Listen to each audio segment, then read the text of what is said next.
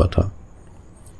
हुआ यूं कि 16वीं सदी के आखिर में स्पेन के अंदर एक बादशाह गुजरा, चार्ल्स II। चार्ल्स के घर कोई औलाद नहीं थी, ना उसका कोई बेटा था और ना ही कोई बेटी के जो चार्ल्स के बाद स्पेन का बादशाह या मलका बन जाते।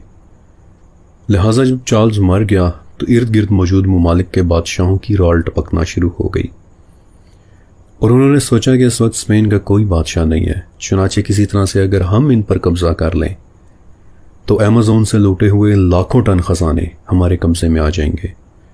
और यूं शुरू हुई 7 साल तक चलती रहने वाली दी वॉर ऑफ स्पेनिश सक्सेशन। ये वो दौर था कि जिसमें टैंक और हवाई जहाज तो ज़ाहिर थे नहीं, बल्कि अक्सर लड़ाई समुंदर में बहरी जहाज़ों की ताकत के दरमियान होती थी। लिहाजा सीधा सादा सा असूल था कि जिसके पास समुंदर में मौजूद ट्रेड रूट्स का कंट्रोल है वो इस दुनिया की सुपर पावर माना जाएगा। लिहाजा यूरोप में मौजूद हर मुल्क ने अपने अपने लोगों को बहरी जहाज चलाने और फिर उसके साथ साथ तलवार चलाने यानी लड़ाई की ट्रेनिंग भी देना शुरू कर दी।